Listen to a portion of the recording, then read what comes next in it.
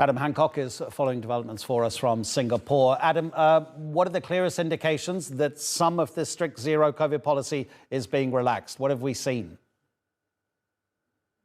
Well, we've seen measures changing in terms of how the virus has been handled in certain cities, as you were just referencing. But it's also interesting what we've heard as well, because we're hearing a real shift in tone when talking about COVID from the authorities. And a lot of this is stemming from remarks made by Vice Premier Sun Chunlan, who really has headed up COVID control in China over the last few years. She's discussed the new variants, saying that basically they're much less severe. Also talked about levels of vaccination in China and how China now knows how to handle the virus, has more information on the virus, and basically started to indicate that China's going to move to a new phase of how they handle the pandemic and how they deal with things moving forward. Interestingly as well, in her remarks, she didn't use the phrase dynamic COVID zero, which has been the go-to phrase to describe this whole process of quarantining every case and snuffing out every outbreak. There's also been articles published in state media as well, talking about the new variants and how the public shouldn't be afraid and shouldn't panic. So it really feels like the tone is starting to change. There's no official announcement yet, but we are seeing as well lockdowns now being eased, businesses allowed to open, and a lot of this happening even as cases are rising. So stuff that would have been unheard of a few weeks ago, even when places were in very tight lockdown, suddenly now they're much more relaxed. They're allowing people to be a bit more free. Whether or not this is in direct relation to the protest, well, obviously the timing would indicate that they might have listened to people who took to the streets.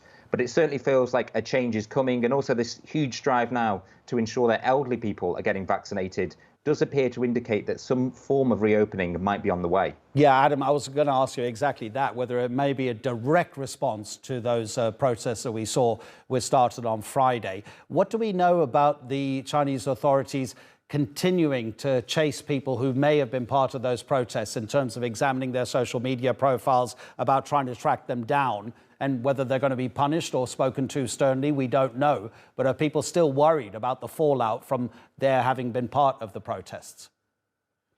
I think there's a huge level of concern for people who will have been involved in those protests. There are lots of reports of people already being tracked down. Obviously, the authorities in China have a huge level of surveillance available to them. I'm sure they'll be poring over videos, images from the protests, trying to track down people. We have heard reports of them contacting people, obviously unverified. A lot of stuff in China is very difficult to verify these reports.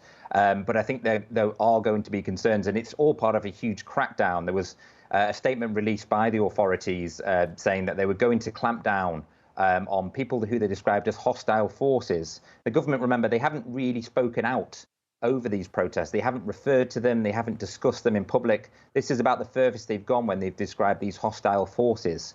And that kind of statement in China, if they're going to crack down, means they really are probably going to crack down. So I'm sure there will be people who were involved will be nervous. Also, the government censors have been going into overdrive, been reading reports of videos going up on social media platforms and being taken down within minutes, because obviously the authorities are desperate to wipe any evidence of these protests. And remember, the protests weren't just about COVID. A lot of people were out on the streets because they were frankly fed up of lockdowns and mass testing and their lives being ruined by COVID.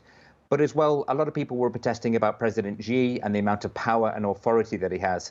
And one feels that those people will probably be high on the list to be targeted by the government, because that kind of outspoken protest in China directly against the president is very unprecedented. Adam, really appreciate it. Thank you so much indeed. Adam Hancock in Singapore.